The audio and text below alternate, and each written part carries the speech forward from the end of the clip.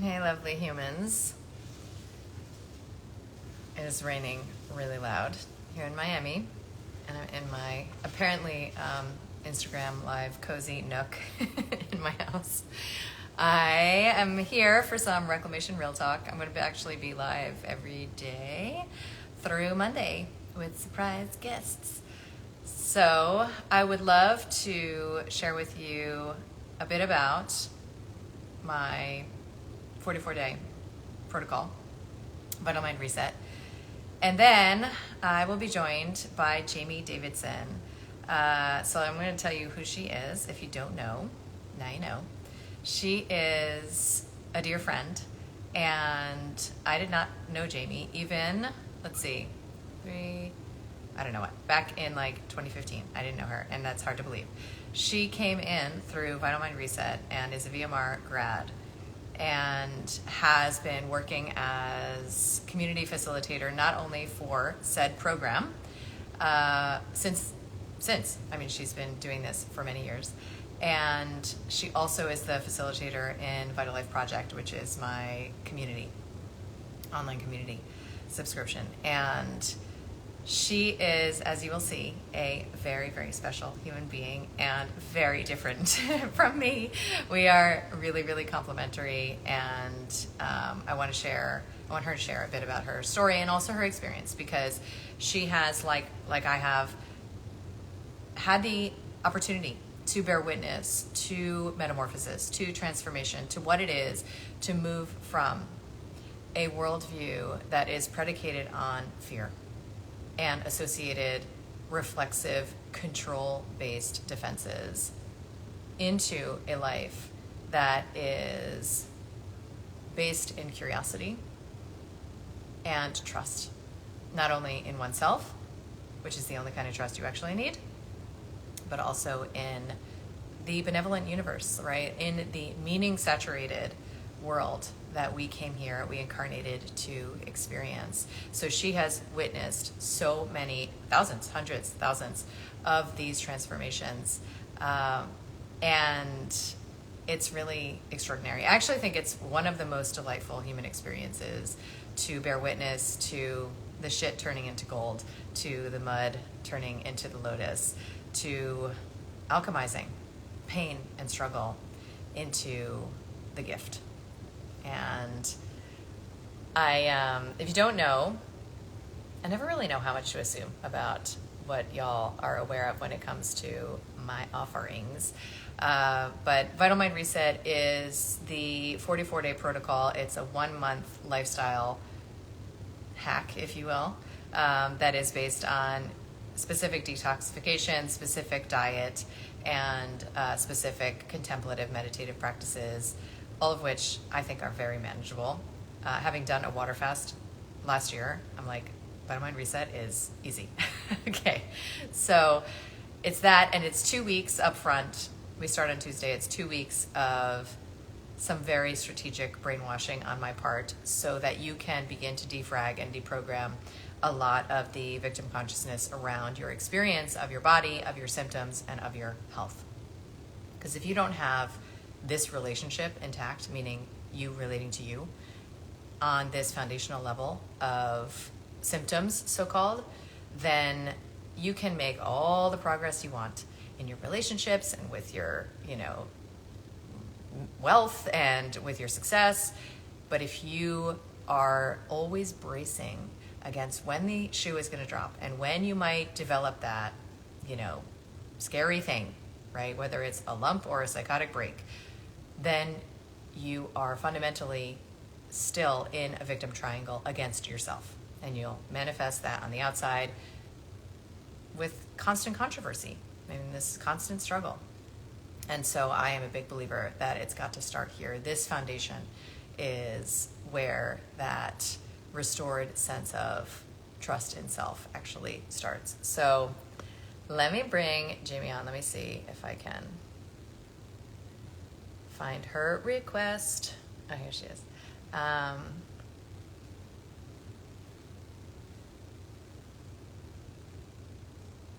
Okay, let's see.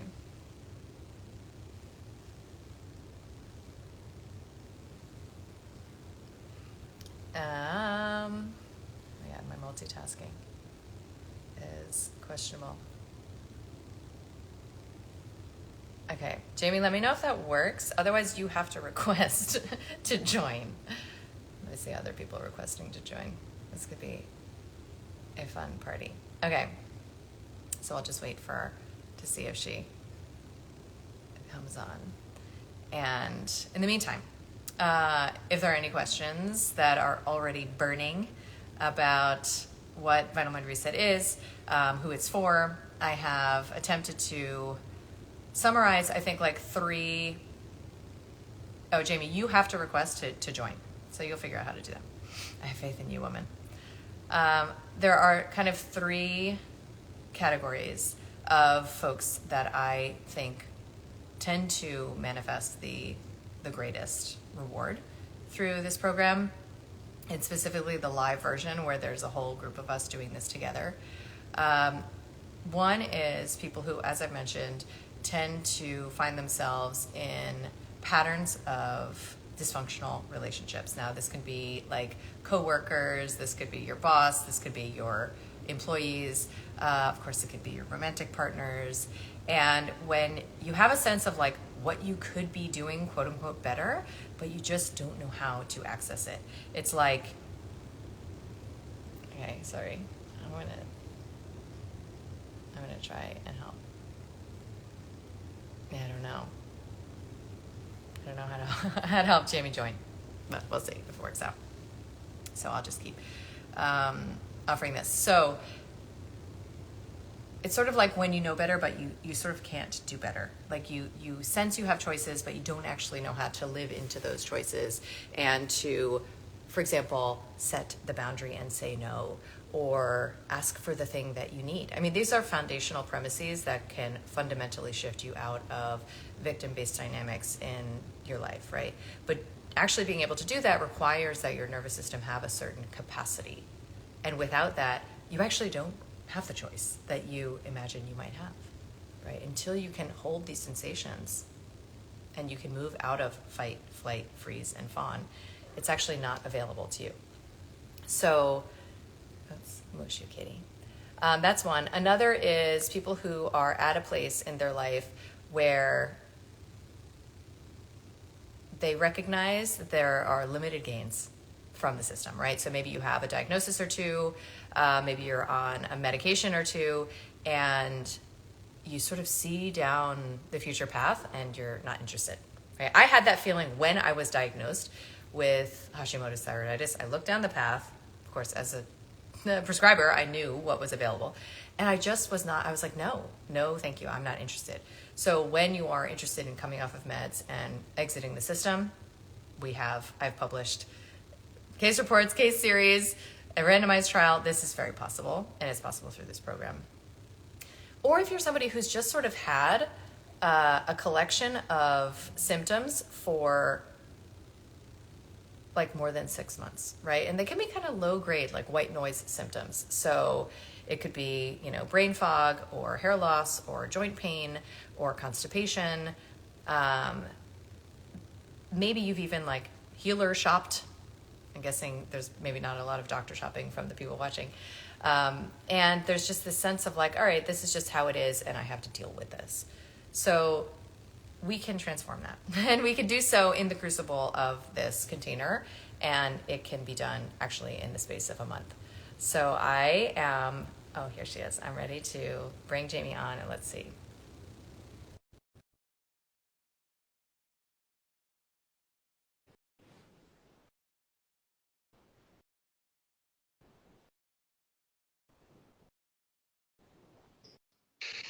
There she is. You almost stood me up. I know. I was working it hard. I don't know. Oh my God, woman, too funny. All right, here we are. Here she is, people. This is Yay. Davidson, and I'm just gonna like interview you like you're on stage. Hey. No, I want to start actually with your story, because I often forget like your humble origins and where you came from because I've only ever known you well. And so it feels like a past life to me, let alone like what it must feel like to you. So I would love it if you're open to sharing, just sort of the current narrative about where you came from and what your experience of reclamation looks like. Yeah. Wow, I haven't shared this in a while. I'll try to keep it brief. So I had an experience when I was 18 of um, where I entered the mental health system. I had a pretty significant change in functionality and well-being, where I was, like the straight A student, and then I couldn't stop crying and didn't know why, and had no experience with anything like that. And life got really, really dark fast. I would sit in a chair and try to get the answers to all my questions, and nobody understood what was going on, right? And the reflection I was getting was like, something's very wrong, and also a little like, you're crazy. And I didn't have any connection to healing work other than the Western system. So I went to the doctor. I went to a lot of doctors. I was on like 5 medications at a time with, crazy side effects. I wasn't laughing, crying anymore, but there was nothing there. I ended up in the psych hospital, and, just really on the path of like, you have a chemical imbalance and it's always going to be this way. Like, it's kind of like I remember thinking like, well, I just got like dealt a bad hand of cards, and that's just how I had to live. And then if I did really well, which I remember I was in partial hospitalization, I got like this list of 10 things to do, right? And that's how I had survived before. So it was like, okay, I'll be the straight A student of like, to be normal, right? To just Isn't not that be where sick. obedience is enculturated, right? Like, it starts in our family of origin, and then the medical system really plays a very powerful role in cultivating obedience, right? Because there is such a thing as a good patient. If you're a Oh good, yeah. And yeah. it gets it actually got me like here, right? But then once you get there, the belief is that's how I'm going to live for the rest of my life. I'm just a low functioning. And so and I think that, the trickiest part, there were maybe 5 years that were dark, dark, dark, dark, and I didn't want to live, and yet I did, because I am here. But it was really painful, and I know those rooms, in myself, and know that exists for many that are walking this path. So I eventually, I would do small things, right? But it was like I related to myself like a patient, like a sick person. And when you relate to yourself like that, you just get that. Like, there was no mirror of big possibility, and there was certainly not a mirror of giftedness, or that there was beauty in my experience, or that when I had the breakdown, it was a breaking open. I didn't have that in my field, but I eventually went off meds on my own, because I knew that they weren't working, and that I was kind of like, I mean, those who take meds, like going to the pharmacies, like, just every day taking a meds, like, I don't want to do this. I'm miserable either way. And I went through withdrawal. I didn't even know that was a thing, on my own. And I just thought, well, this is evidence of the something wrong with you, right? Everything in my life that I didn't like was evidence of the something wrong with me. And I think that's the worst part of that path, right? Where you're in the system and you don't even know. It's like your voice is not true or safe. You can't trust this. You don't trust your wants, your longings, anything. So I kept on, and I was like, almost like half-time working, like just kind of limping, like I thought I was a handicapped person. And then I had 2 children back to back after sort of an emergency surgery. I was not aware of another world and another way, and that symptoms have meaning. And so here I am at home with a 1 and a 2-year-old, just desperate and hating my life, wondering what's wrong with me even more. I have these beautiful kids, and I live in a nice house, and da da da da da da da da. My friend, kept coming to my door with your book, and I was like, I can't do that, right? Like, I have this going on and this going on, and yet I read your book, and I minded your own, and I thought, what? Like, and it also resonated. I knew that story wasn't true, not to the depths that I know it now, but I knew enough to lean in. And then I did. I signed up for Vitamin Reset. I remember, those moments you have in your life where there's like a flash when I said yes, there was half of me was like, oh, Jamie, like, this is just how you are, right? But there's always, if anyone's interested in it, there's a part of you that knows, nope, that's not true. Always the brightest light is the light to follow. We have a choice, right? And there was a brighter light that said, do this, and I did it. And slowly, right, it takes time, but like things start to peel off and your eyes get clear, and then you start to get on, and then I started to get on my own team, where it's like, well, if I have a choice in my life, why would I call myself sick? Why don't I call myself awesome and say, I don't like it because I don't. Not, I don't like that, and there's something wrong with me, I should hide in the corner. So anyway, I don't know if that's a picture of my process, but it just continued to unfold. And then we moved abroad. I found a community that, like, it was like the beat of my drum started to, it's the same beat, right? And I recognized myself, and my nervous system calmed, and also discovered that I get to create my own life, that I don't have to, nobody can tell me I'm sick, or that what I like is wrong, or whatever, right? And that's where the real freedom begins.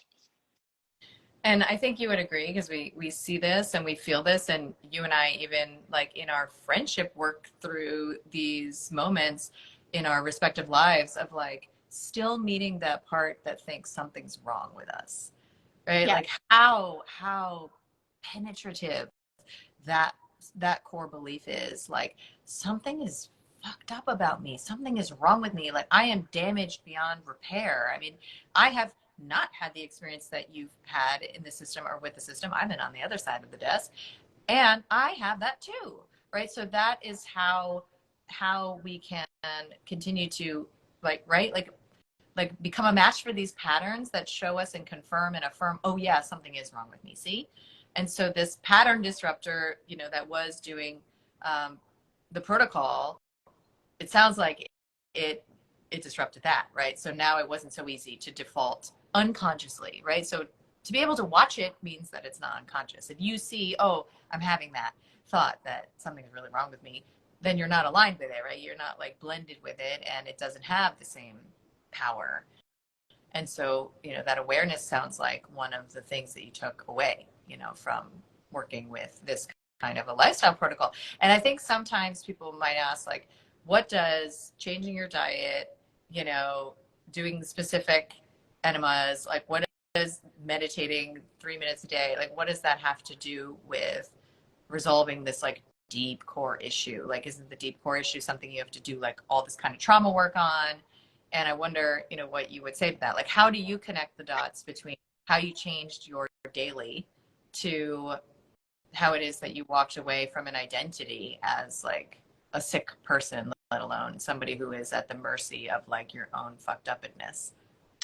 Yeah, that is such we get that question all the time, right? That's part of why I want to be on Telegram to answer questions, because I'm like, this isn't an in writing thing, and it's almost like you have to feel it for yourself, right? Because it doesn't totally make sense. And just on this note, I remember in that process of discovering that about myself, I even had like conversations with my husband and said, I'm not that person that you're talking to. Like, you haven't gotten the update yet, but like the mirror you're giving me is not me anymore, because I'm not aligned with that. And so it's interesting how that starts to pop up. But I would say, I mean, on the most basic level, when your body's on fire and you're not, I mean, you're not seated in yourself and able to think clearly and feel your body and know what's true and hear your voice, because it's like, addictions and this pain and inflammation and yada, yada, yada, you can't really decide for yourself. And I think that's one of the ways, in my opinion, we stay disempowered, is like, if we're not well, we're focused. I mean, it's like if my arm hurts, that's the thing I focus on, right? Above all. And so then I can't deal with all the brainwashing that's told me I am sick. I can't trust myself. If I don't like that, there's something wrong with me. So I think that on the most basic level, it puts out the fires so that we can begin to feel ourselves and listen to our voice. I also feel like, I mean, it's so interesting in VMR because there's an alchemy that happens, and I think neither of us totally know what's going on, and I also watch in circle, like when someone's going to go like this, and literally there's a moment people reclaim their lives and they're like, no more. of whatever it is, and it's different for everyone. But I also think that there's something about, you know, when we're really taking care of ourselves and we grab the wheel, there's something that happens that we know, like, I can grab the wheel. I can grab this wheel. So what other wheels do I want to grab that are no longer aligned with me? Totally. Yeah. Yeah. And obviously I call it the reclamation of choice, right? Like that's like pretty much what you can get out of this program. And it may be the biggest thing, maybe the most important thing. And I want to like sort of, I don't know, zoom in on what I know is a big ticket item for you, which is choice around a specific addiction. And that is with sugar, right? Because we have all sorts of addictions. And, you know, if anyone's heard me talk on the subject, I am not a believer that there is such a thing as like bad substances. However, the way our inner isolation and our inner pain interacts with these little hits that we get of relief makes a lot of sense. And addictions work until they don't, right? Like until you're ready to meet your needs more directly. And I know that sugar is a big one for a lot of folks, and that you had a very specific relationship to sugar that evolved, you know, in the space of the weeks of the program. So I'd love for you to mention that. Yeah. I would, so my friend that brought me your book, I would go to these healing groups with her and talk about how I would go home and eat a plate of brownies, right? Because I was so overwhelmed by what was coming up in these circles. And that's why she would come home. She came over with the book. And so first what I did was in the workshop, I had the smoothie. And, you know, and those of us that have a really strong belief if there's something wrong with me, nothing can change it. That smoothie changed my life. Like okay. So if people don't know what you're talking about, like probably my greatest contribution to society ever has been this like smoothie recipe that I made up. And basically it's just like a high natural fat smoothie. You can like search it. Well, maybe you can't actually with Google suppression. I don't know, whatever. You can reach out to us and we'll give you the recipe. And it's just a lot of natural fat. So that is, yeah. You know, you're talking about actually was like a shift for you. Okay. Yeah, and it was, I mean, I was kind of horrified by it because it had like raw eggs and I just thought like, but I was, you know, I was there. I was ready, right? When you're ready, you like that little story of I can't do that. I'd rather have this thing. That kind of shift. So I had this smoothie and I noticed that I was present with my children, right? Which is a lot having a 1 and 2 year old. It was kind of like, what? It sort of gave me this little opening of what else is possible. And then, yeah, the high fat, the diet was really calming to my system. And I still, I mean, I went big on honey, which is not, I edged it on the honey and Loud.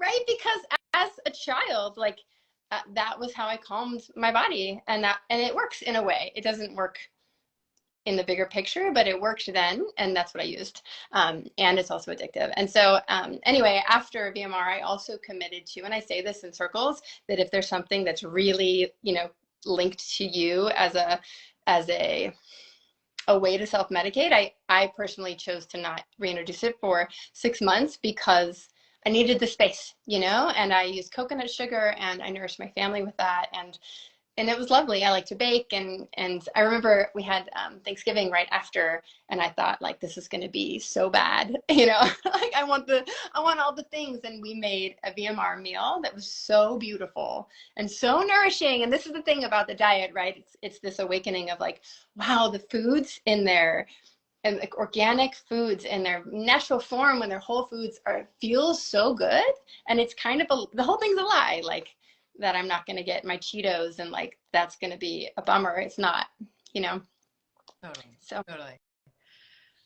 The deprivation consciousness, right? Like the like sense that you're going to feel deprived or in scarcity. You know, this entire program is designed to send your system a signal of safety, right? And so part of that is that there's no calorie counting, there's no portion control, and it's like very dense food. So you're not going to be hungry, your blood sugar is going to be balanced. And that feeling, it's like an unexpected outcome. Because I think we imagine like, oh, when I do a protocol that's gonna like a diet, right? It's going to feel like muscling, what is it, like white knuckling my way through, and that is not the approach here. So I would love it if we, because you have witnessed, as I mentioned before, you figured out technology. You have witnessed so many hundreds of people. I like might be thousands. I don't even know who's counting.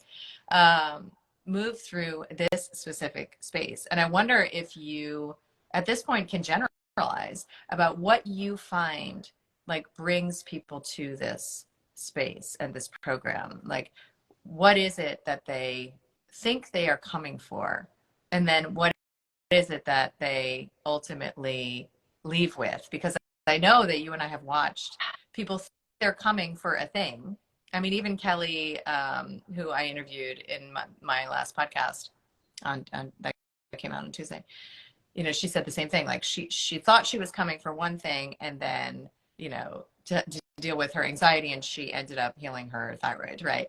And so, and many other like side benefits. So what do you observe is like a common reason that people come to us, come to this program, and what is a common thing that they take away?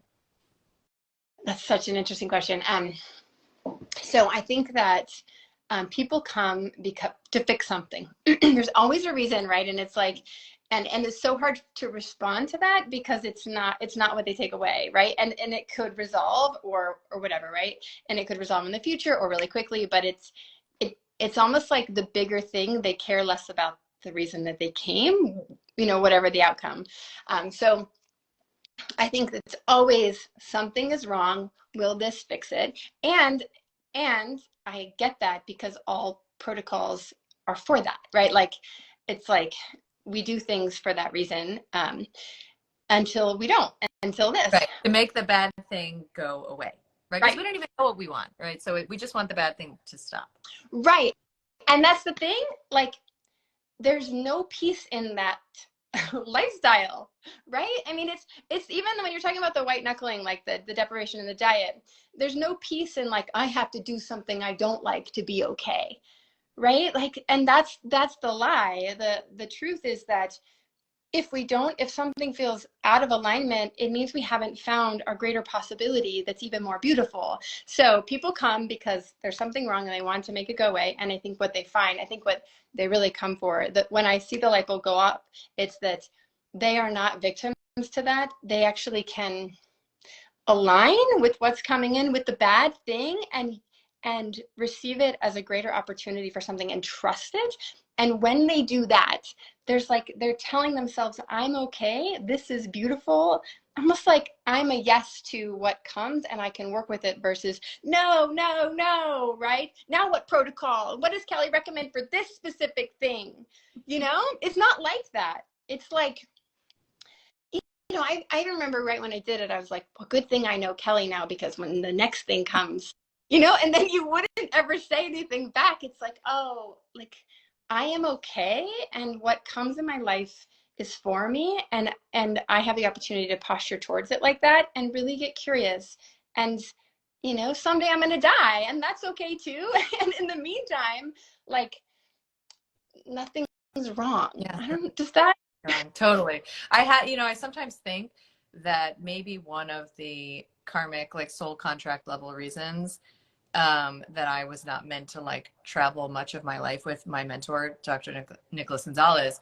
And when he died in 2015, I had that feeling like, well, now what do I do? Like, I don't have the person who knows everything, who can tell me all the things, who's going to save me, who's going to help me. Right. So I had totally, parentified him in this savior role. And I sometimes think, wow, like part of the gift that he gave me was to not have that. Right. And to recognize that I have this opportunity to walk into my like inner knowing, my okayness with whatever is, and my like radical dedication to myself, like no matter what. And he died right before, I launched VMR. So that was really hopefully, how I was able to transmit that I'm not here to be your guru. Like, I don't know what I'm doing in life. Like, I have no idea. I'm just look at me. Like, look at scroll my Instagram feed. Does that look like a woman who knows what she's doing? Like, I am just on my own magic carpet ride. And the only thing I can say for sure that I have uh, evolved into is an intimate relationship with my intuition, to the extent that when I get a feeling, and it's a feeling that I never could have felt if I was, still having bloating and brain fog and, body pain and all that. That's a sensation, right? When I get a sensation of like a little inner yes or a little inner no, I honor that shit. That's it, right? Like that to me is what self-love is and self-trust is. And then I don't really need to rely on other people to love me, and I don't need to trust other people and make sure that they do the thing I'm expecting them to do, or else I'll be so resentful and disappointed, because I am developing this like intimacy, with myself, and it's not available if there's somebody you're outsourcing agency to, and it does not matter if that's your conventional doctor or your tarot reader, right? So how can you get to a place where you're like, no matter how it goes down, like I'm here for it, and Yeah. that is something that we both know, and we're not like striving for like the happy life and the evidence that everything is okay now, because that's like not even the goal, right? It's not even, yeah, what we're after somehow. And so that's what I mean, right? Like people come thinking like, oh, once I'm off the meds, once I'm healed, and yes, you will do that. Like we have the published literature to prove that that is possible. And it is important for me to that what's possible. That's a very important thing, that I help grow the field of what is possible when it comes to radical remissions and radical healing and radical integration and walking away from meds and diagnoses and out of the system. Yes. And, what people often come away with is just this sense of like being with themselves, right? Like this sense of like belonging in this skin. And you can't pay for that, right? Like it has to be a lived experience. And hopefully that's what we do, is cultivate and create the conditions for that. Yeah. Sorry, I'm like getting random notifications. So I I would love it if we could sort of, I guess, close with um, how you see now. I mean, you mentioned earlier, right? Like sometimes we're like, oh, that's not going to work for me. Like I don't have time. Like I can't do that. All of the hallmark and signature phrases of victim consciousness, right? Um, how do you see that now? Like, is it worth challenging that that resistance? Is it worth honoring that resistance, right? Like if you're somebody who's listening, and I should say that if you're interested, if you're curious to learn more, the link is pinned. But if you're sort of like, like there's a little rattling, right? Like a little yes inside that's like, I wonder what this could do for me. And then there's another part that comes in that's like, forget it. There's a million of these programs, none of them work. And, who is this bitch anyway, or whatever. Like that resistance, like, how do you work with it? I'm just even like curious myself, because we often experience this kind of resistance when we were about to grow. Oh my God, I have a quote ready. I forgot. I like literally, I'm reading this book. I was like, I'm going to read this quote on this Instagram live with Jamie Davidson. Okay. So I'm reading this book called The Erotic Mind, as you do. And I just read this quote and I was like, this is exactly what Jamie and I do for a living. Like this is what we do, right? So he writes, okay, so it's by this guy, Jack Morin. And he writes, it's fascinating to observe the seemingly contradictory effects that growing has on identity. He goes, on the one hand, to grow is to become increasingly aware of and comfortable with your individuality. On the other hand, growing forces you to stretch in order to make room for previously rejected or newly discovered aspects of yourself. This enlargement of self is a hallmark of psychological development. Usually, however, it's also quite painful. I just like love that. This is so freaking true. And it encapsulates the messiness of this, right? It's like, who doesn't want, right? Like who doesn't want to become more comfortable with their own individuality and to grow, to make room to previously rejected parts. Yes, please. Obviously, I want that. That means I am bigger, more powerful. That means I can take up more space. But it's also painful, right? And so it makes a lot of good sense that there would be resistance, like the I can't afford it, I don't have time, it's not going to work for me, yada, yada, yada, whatever. I have recently decided, by the way, I don't know how you feel about this, that I will not ever use the phrase I can't afford it again. Mm. And that instead, I'm going to say, I do not value that the way it is priced.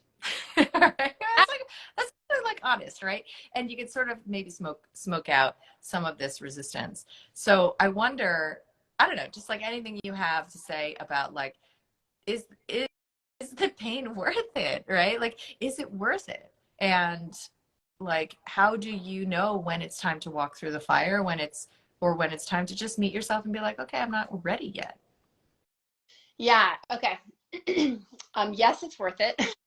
For anyone asking that question, I mean, I hear from mamas that have a lot. I mean, a lot of people that have a lot going on, like this puts out the fire, so you have less going on, and what you have going on is what you want, right?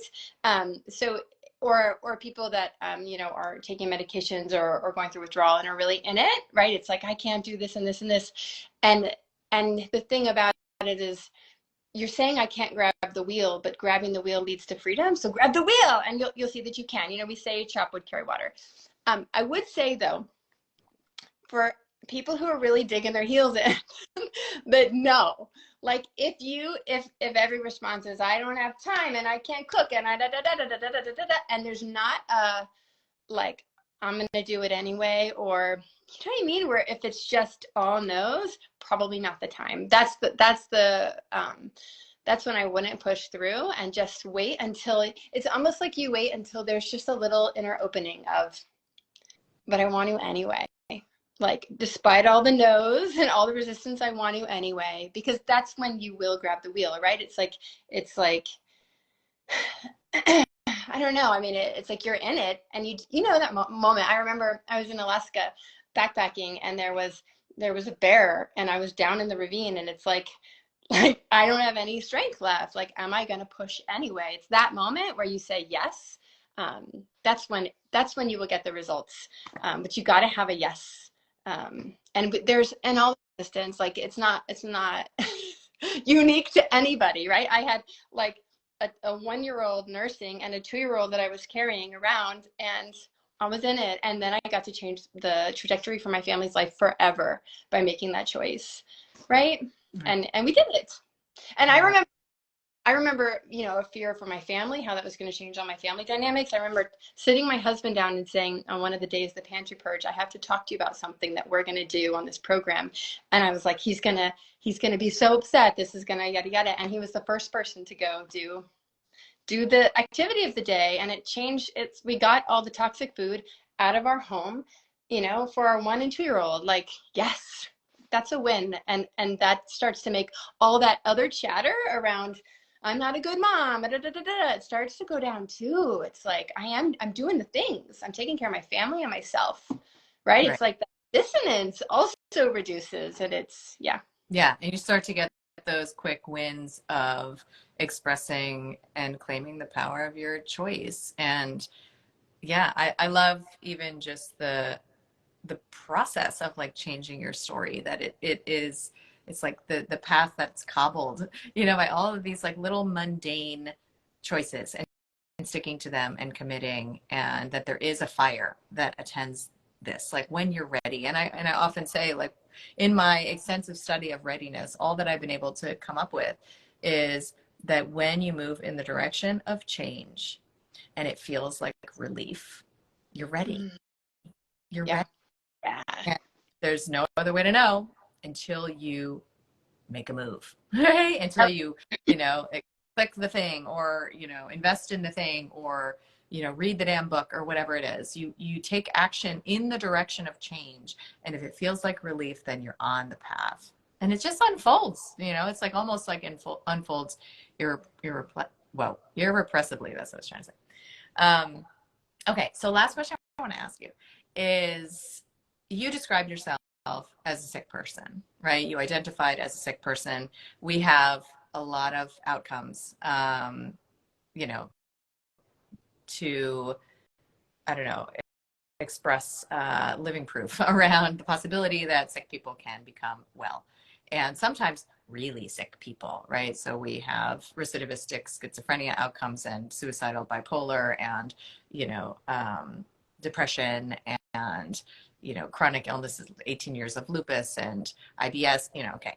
So what about people who don't identify as being sick? Right. So like what would this program do for them, if anything? And I'll say that I didn't focus on this at all. Obviously, I had a clinical practice where this protocol was refined of people for whom I was like the last stop, right? And it wasn't until my friends started to buy and do the protocol, my friends who were well, who already even knew all the things, like who were eating the way I was eating. So what would they get out of this? Like, what a waste of their money. And that's when I began to appreciate, like, oh, wow, there's a field. There's like literally, this is like a alchemical crucible. And you enter into this and it like, as David Data would say, like it slays anything less than love. Like it's like just destroys what must go in your life. And that's why it's a big deal, you know, to make this decision real. However, I saw like, oh, okay, yeah, now, you know, it's just like the relationship that wasn't working or the job that was like just totally unfulfilling or like living in like in, you know, in your case too, but living in the place and then knowing it's time to move or whatever it is, that all becomes available. Like, what does this program have to do with it? And I've just seen it so many times. I wonder like what you would say to somebody, because we get this question all the time and it's an important one, you know, who's like, I'm not sick, you know, I know that this could help with that, but like, why would I do it otherwise? You know, if I'm like just sort of like circling the drain, but basically functioning. Yeah. Well, so I mean, what I see every time is that the degree of someone's yes and they're listening to their yes is the outcome that they have, right? Like there's a direct correlation. If somebody comes in and says, I want to do this, even if you don't have the reasons, like I have this and I want to heal this, because when somebody does have sick, the sick thing heals, but there's a piece at the end that's really significant, that's even bigger than the healing. And I think that when somebody comes in and doesn't have the reason, but they have a yes, they find what they're looking for and how, you know, and sometimes it's hard to name. What I'm noticing is that a lot of people are coming in that have done a lot of healing work and they're almost like, I don't know, maybe you could express this better. It's almost like the healing work is its new like imbalance, or it's like a new dis-ease of like they're talking about it and they have all these words and these like reduced foods and they're trying this and this and this. And there's something about VMR that makes it so simple of like I get to the, you know, we do the reset. And so then you get to choose from there, like what foods you eat and pretty much how you live your life. And you recognize that it's your choice and there's no right or wrong. You know, I think that that aspect of the no right or wrong really creates a freedom, but it's like, you know, someone can come in with the fire of sick, right? This thing's happening, but then other people come in with all the healing talk and it's the same kind of energy. Yeah. And both of those go down. And Yeah. there's a calm presence of living where you're driving your car and you're not asking anybody for anything because there's nothing to get. You know, like there's nothing that's wrong or who knows better about this or have you tried this and this and this. I mean, certainly we can try all kinds of different healing work from our place of joy and interest, but it's not like there's no place to get to or better. And I think that there's a piece that I notice, and I really love that because as you know, the circles that I've led recently, there is a lot of just healing talk, and it's kind of like I see it calm, right? Where it's like, okay, what do I want to do today? Like go to the mountain. Yeah. Yeah. 'Cause still that childlike consciousness that is attempting to get it right and be the good girl, right? Or the good boy. And we act out through our illness in ways that allow our needs to be met, right? As we were talking about, you could be the good patient. And the goal here is not to, you know, be the good VMR graduate. Like the goal is to own yourself and reclaim yourself and get to a place where you can frame the question as like, hey, like how can you support my, curiosity about this, or how can you support my intuition about this, versus like, what does Kelly or insert other, guru think, and what should I do? And, Jamie, can you give me a gold star? That's not what you're doing, and you won't do it. And we have many years under our belt of helping to train people around speaking from a place of empowerment and resolving the sometimes very sneaky places that victim consciousness can hide. And so there is a vigilance, that we keep in terms of the container when it comes to what you're going to bring here. And it's a training. It's training. It's practice, to learn how to stay with yourself and not abandon yourself through your language, or your flight from your own emotions, right? Your own worry, your own anxiety, and how to really, really recommit to being with yourself, which doesn't sound like it would have much to do with making daily lifestyle choices, but it's really the narrative, right? So it's how can we evolve this narrative? How can we change our story? And yeah, I mean, you are so masterful at holding space for this with intense compassion and huge heart. And I'm a little bit more of a bitch, but it's a good pairing. It works out. So thank you, Jamie. I love chitty chatting with you as always. And I will mention too, so first of all, the doors close Monday. However, if you join us by tomorrow, then you get 2 months after VMR in Vital Life Project, which is our membership, to support you to really like crystallize your gains and to help you practice and live the life. And that bonus ends tomorrow. So we hope to see many of you here and in the container. And any questions, you can voice note and DM Jamie actually on Telegram. I put it in here. You can scroll up, or you can just listen. It's at Team KBMD. So awesome. Thanks, everyone. We'll see you in there. Okay, see you. Yeah.